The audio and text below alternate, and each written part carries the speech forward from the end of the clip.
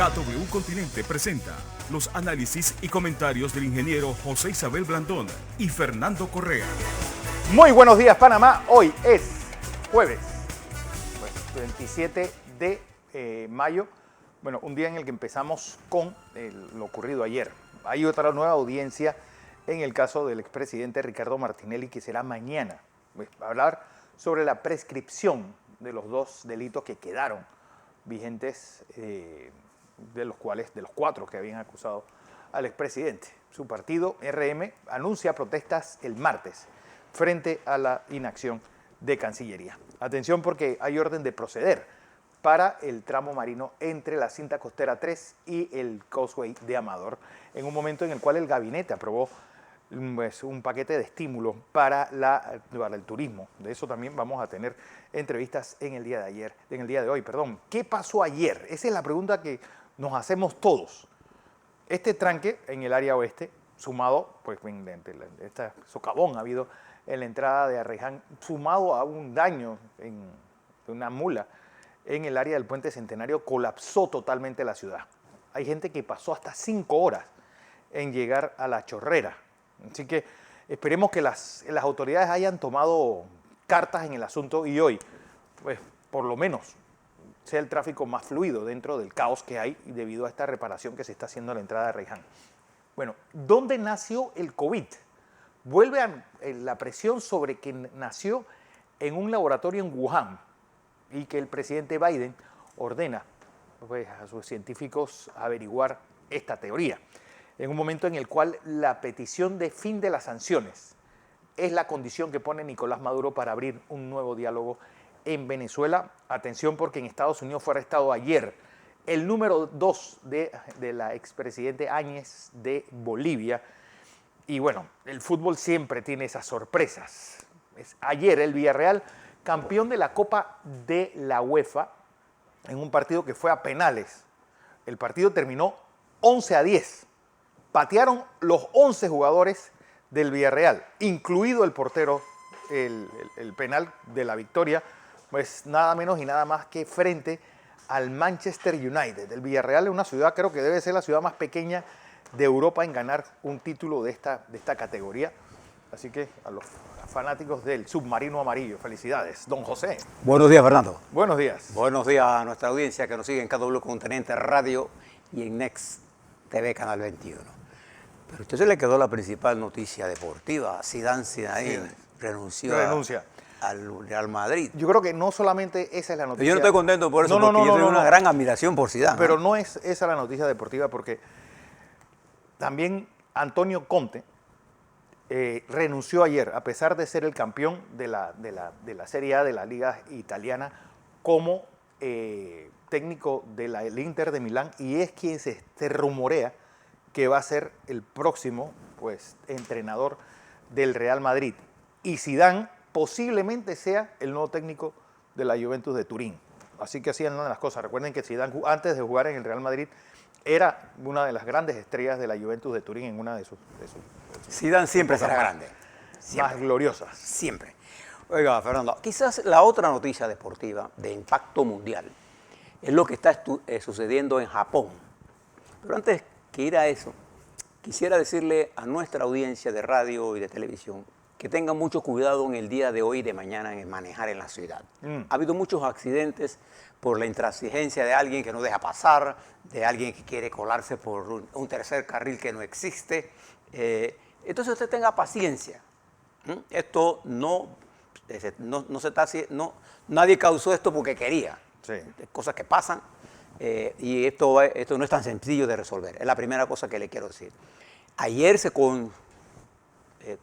coincidieron los problemas que hay en el derrumbe en la entrada de Arraiján, que cerró durante un periodo de varias horas ida y salida de la ciudad por el puente de las Américas.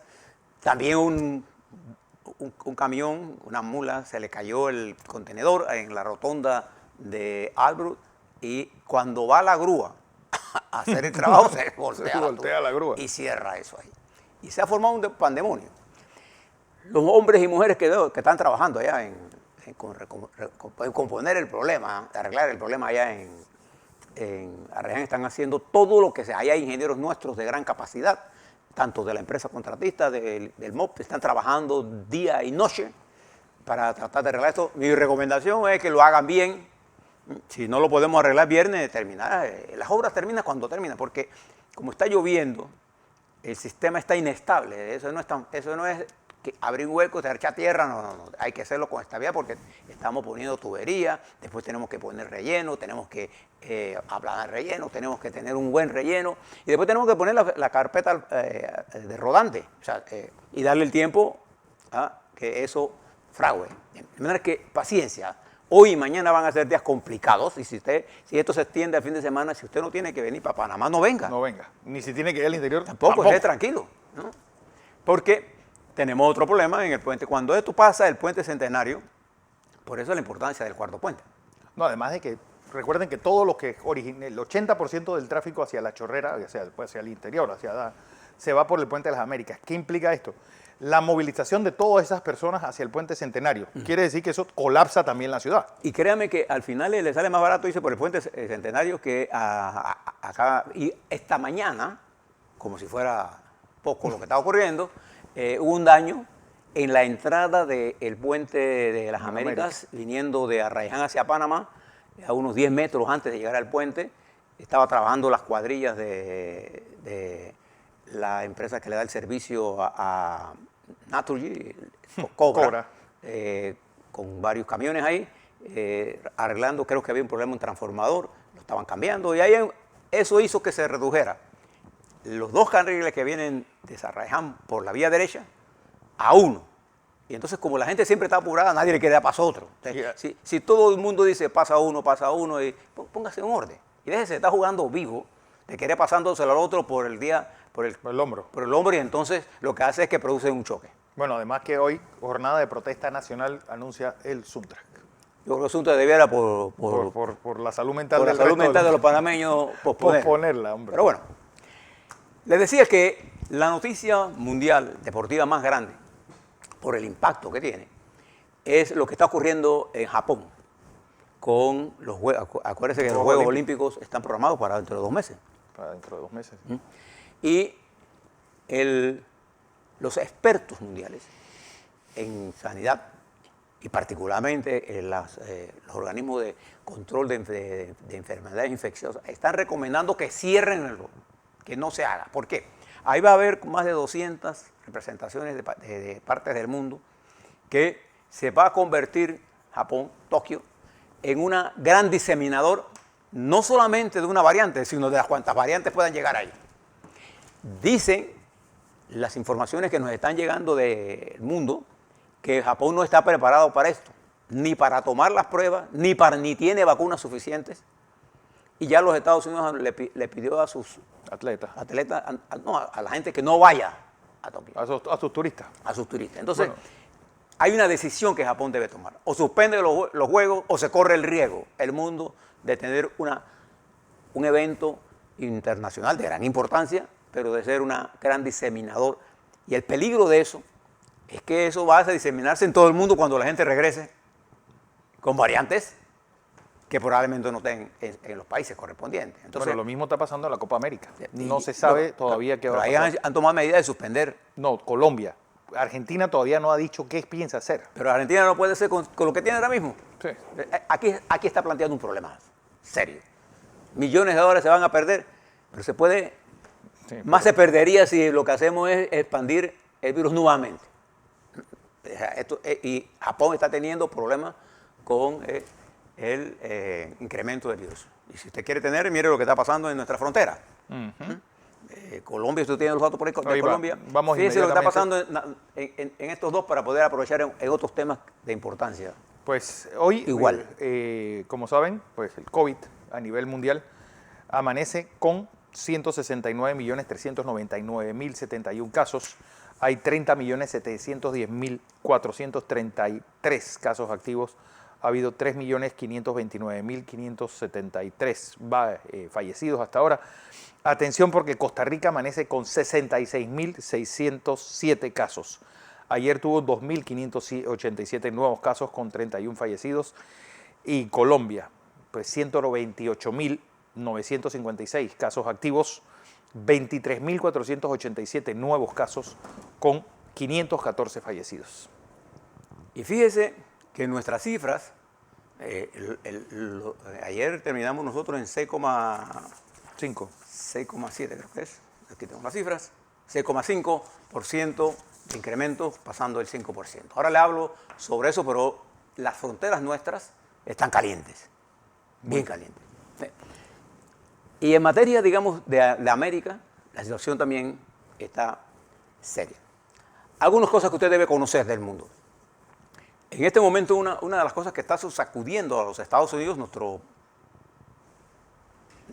nuestra nación con el que mantenemos la mayor cantidad de relaciones de todas clases, políticas, financieras, económicas, está en medio de una pandemia de asesinatos masivos. Ayer en San José, California, un tal Samuel Cassidy, que trabajaba en San José, en la estación de transporte, asesinó a 8 con una cantidad de armas que tenía disponible él. Bueno, y es un debate que hoy se va a abrir en Texas, que posiblemente vuelva a abrir el mercado de las armas para hacer todavía más laxa la posibilidad de uno tener armas, portar armas en y este es un tema que está asolando a los Estados Unidos porque la semana pasada tuvo 8 eventos de esta naturaleza, de asesinatos, de 2, 3, 4, masacres. Y los Estados Unidos es uno de los países donde la gente tiene más de 400 millones de armas, están circulando entre la población, y hay gente que quiere hacerlo más laxo, cuando la sensatez. Esto llevó al gobernador de California, escuchen la grabación de él, a decir, ¿qué nos está pasando? ¿Qué diablos nos está pasando en los Estados Unidos? ¿Por qué estamos matándonos así? Y en los Estados Unidos está ocurriendo una cosa que le quiero llamar la atención a todos nuestros televidentes y oyentes. El incremento del racismo y el incremento del odio entre grupos de la sociedad, entre blancos y negros, el aumento del antisemitismo, de la lucha contra los judíos, bueno, más bien contra los asiáticos, con todo esto que se dijo cuando comenzó aquella campaña, ¿se acuerdan? Del virus chino. Entonces usted ha visto la cantidad de mujeres asiáticas que han sido asaltadas y golpeadas. Entonces todo proceso que nos lleva a nosotros a ser intolerante ante el color de la piel de alguien nos hace peores ciudadanos. Tenemos que cuidarnos de esa campaña de odio racial y de destrucción que estamos desarrollando en el mundo, por todo este ponerse de moda de que hay que destruir a los demás. Le hago un llamado a los panameños de que aquí hubo una manifestación de los palestinos. Pro-Palestina. Nosotros, en general, la posición de Panamá es que nosotros creemos en el derecho de Israel a vivir libre y democráticamente y en paz. Igual que creemos que Palestina debe tener su propio Estado. No hay forma de poder resolver este problema si no se resuelve esto. Esto es fácil de decirlo. Esto es muy difícil de hacerlo. De hecho, el secretario de Estado Blinken, que pasó por Israel, pasó por Egipto, estuvo en Jordania en una gira, promete ayuda para reconstruir Gaza. Pero más que eso, hay que replantearse de verdad una solución permanente a esta crisis en esta región. Por otro lado, el presidente Biden, en el día de ayer, ordenó a sus servicios de inteligencia una investigación con un término de 90 días para darle corte final. Así, el virus se originó en un laboratorio, ¿sí o no? Hay evidencia científica que indica que este virus provino de un animal que se transportó a un humano, sí, mutual, y que dentro del humano se desarrolló. Hay análisis de inteligencia que dicen que este virus se generó en un laboratorio en Wuhan. Lo que el presidente Biden está interesado en saber en un periodo sí o no, y si no es no, es no, y si es sí, bueno, usted ya verá las consecuencias de lo que significa. Lo que quiero plantearle en esto es que esto vuelve a revivir una controversia que el mundo científico lo viene estudiando con detalle, y creo que debemos actuar. Creo que la intención del presidente de los Estados Unidos es buscar en un tiempo perentorio una discusión este tema. Este es un tema que será abordado sin duda alguna entre los Estados Unidos y Rusia en la reunión que está programada para el 16 de junio. A otro que se le está complicando, y voy a aprovechar esto para explicar un caso parecido que tenemos aquí en Panamá. La vida es el presidente Donald Trump. Esa es la palabra que uso. El gran jurado de los Estados Unidos ha sido convocado para conocer de las investigaciones que la Fiscalía de Nueva York ha hecho sobre una presunta actividad criminal que pudiera haber cometido la organización Trump o hubiese podido cometer el presidente de los Estados Unidos. Cuando un fiscal llama a un gran jurado es porque cree el fiscal que él tiene suficiente caso para lograr un llamamiento a juicio. El gran jurado cuando llama a juicio, y siempre lo hace por una votación, que de los 20 que están, tiene que haber 12 que voten a favor, no está condenando a nadie. Es la primera cosa que usted debe saber. Un indictment o un llamamiento a juicio no es una condena. Es que en forma unilateral, porque ahí no participa quien va a ser juzgado, en forma el fiscal le presenta a este gran jurado, que son ciudadanos, un caso, y el gran jurado decide considera si hay o no evidencias para hacer un llamado a juicio. Cuando se hace eso y se captura o se llama a las personas que están en ese indictment, entonces se conoce detalle lo que está haciendo, pero hasta ese momento y hasta que termine todo el proceso legal después, la persona que está en ese proceso es considerada inocente. Hasta que se pase todo el proceso. ¿Okay? En el caso de los hermanos Martinelli, existe por parte de la Fiscalía de los Estados Unidos un llamamiento a juicio, pero que se lo presentaron a un gran jurado, pero ninguno de ellos está condenado a absolutamente nada todavía, en lo absoluto. Es más, una parte del llamamiento a juicio está unsealed, está sellado. Entonces ellos están detenidos en Guatemala, pero ellos ambos también están siendo requeridos por la justicia panameña. Entonces, como panameños, nosotros tenemos que entender el proceso jurídico. Si esto hubiera sido al revés, si nosotros tuviéramos aquí detenidos norteamericanos, los Estados Unidos nos hubiera exigido que se los mandemos a ellos. Se lo hubieran venido a buscar. No es que lo hubieran requerido, lo hubieran venido a buscar y se lo llevan. Entonces nosotros tenemos que entender, además los muchachos Martinelli están bajo un proceso en Panamá. Y que venían para Panamá. Y venían para Panamá de ese proceso. Pues entonces yo creo que lo correcto es que vengan y enfrenten el proceso. No estamos diciendo que no enfrenten el proceso, que miren el proceso.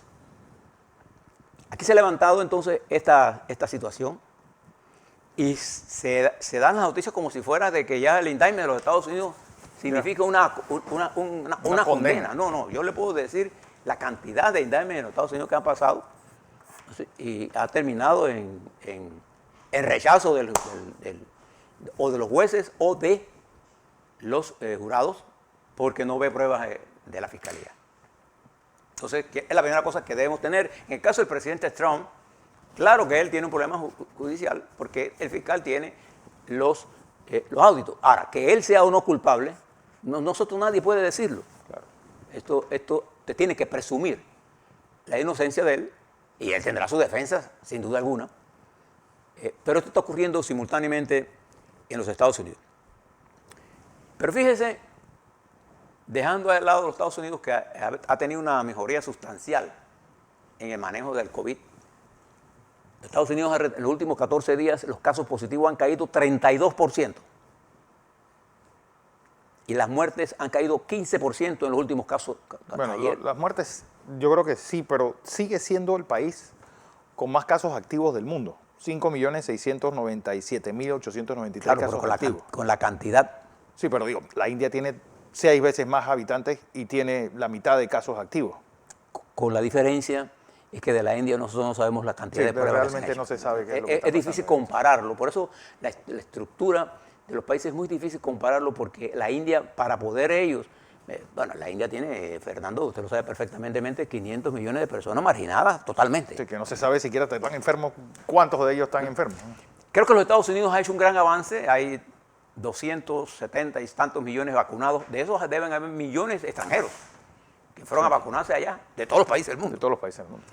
Pero tiene 40% aproximadamente de gente doblemente vacunada, está avanzando más lentamente ahora hacia una especie de tener inmunidad de rebaño con la vacuna, y por eso los casos han venido... Bueno, 22.074 casos ayer con 944 fallecidos. Frente a esa situación de los Estados Unidos, compárela con lo que está pasando en Inglaterra. El asesor del primer ministro, Johnson. Boris Johnson, Dominic Cummings, ha hecho unas declaraciones terribles ante la Cámara de los Comunes de Inglaterra. Dijo, y cito, decenas de miles de personas murieron sin tener que hacerlo. Wow. Y le echa la culpa al caos que Boris Johnson tenía en el manejo de la pandemia. Que él no iba a dejar que por unos muertos cerrar la nación. Bueno, uno de los negacionistas, sí. Y lo extraño es que a los 4 negacionistas les dio COVID. Sí. A Bolsonaro, a Boris Johnson, a López Obrador y a Donald Trump. Y las acusaciones que este asesor personal de Boris Johnson le ha traído a él el recuerdo ahora de toda una historia que está bajo investigación en Inglaterra y que le puede causar y le está causando daño a la imagen del primer ministro a pesar del éxito de la vacunación.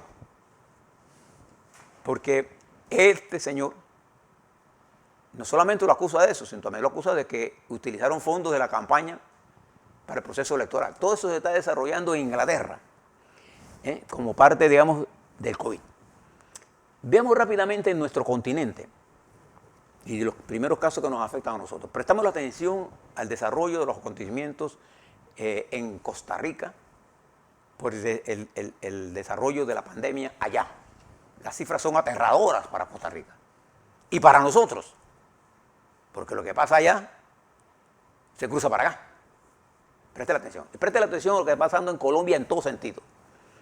Ayer fue otra noche de disturbios y de violencia, y allá por una de las ciudades de las costas del Pacífico de Colombia, que se quemó el Palacio de Justicia, es un área controlada por el narcotráfico, totalmente. De esa área es que viene gran parte de la droga que pasa por Panamá. El 90% de la droga que pasa por Panamá viene de esa área. De manera que el narcotráfico allí tiene una presencia dominante. ¿Por qué le estoy señalando esto? Porque los huelguistas habían llegado a una serie de acuerdos con el presidente, pero esta semana va a ser muy difícil que se implementen, porque mañana se cumple un mes de todo este proceso. Y el marco conceptual para llegar a acuerdos, aunque hay cosas que dice el presidente Duque que él puede llegar rápidamente con los muchachos que están en huelga, en paro y los trabajadores, el clima político de esa nación es casi intransigente. Ya, como todo el mundo tiene la razón, entonces nadie tiene la razón. Es muy difícil ponerse de acuerdo con el principio de la negación absoluta. Entonces, prestemos la atención al desarrollo de los acontecimientos allí y en Venezuela. Porque en Venezuela la situación es bien grave. Y si usted quiere mirar, mire México también. El presidente de México, en uno de sus arrebatos típicos de él, ordenó la compra de una refinería de Shell en Texas. Y resulta que la Shell, de acuerdo a los analistas de mercado, estaba por cerrar esa refinería. Por lo que estaba, y por el endeudamiento, tiene más de 900 millones de dólares de endeudamiento de esa refinería. Y la compra el señor López Obrador. Sin un estudio.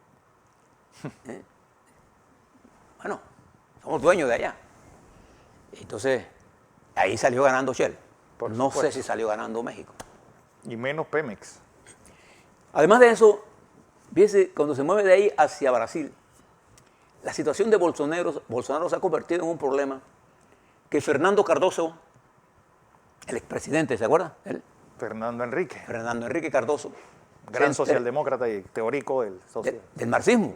Bueno, empezó como teórico del marxismo y terminó siendo una especie de socialdemócrata alegre, dulce, una cosa así. Sí, sí, más liberal, más pro apertura, Bueno, y también hay que decir pero un hombre inteligente y brillante, ¿ah? quien le da la base para ese salto adelante que dio Brasil, sacando a 40 millones de personas de la pobreza durante el gobierno de Lula da Silva, fueron las teorías del Fernando Enrique. Es decir, dejar saneada la economía ayuda a cualquier gobierno a hacer cualquier programa social. No, y además él manejó sus 8 años con una capacidad Sí. de modernizar muchas cosas de Brasil.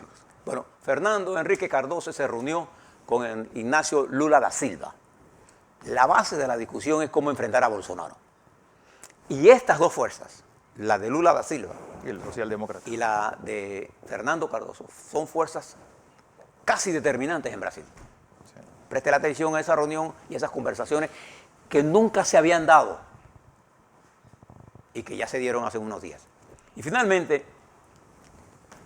fíjese lo que ha hecho Sebastián Piñera después de todo esto. Envía al Senado de Chile una propuesta de 10.700 millones, casi 11.000 millones de dólares, para asistir al 90% de la población chilena, pymes, ampymes, pequeñas empresas y a la familia con dinero en efectivo. ¿Qué efecto tendrá esa medida en un gobierno saliente? Acuérdense que Piñera sale ahora en enero, ya él huele a expresidente. Y una aprobación de esta naturaleza, con los niveles de problemas que tiene Chile en este momento, complicarían para el próximo presidente, para Piñera no. Sí.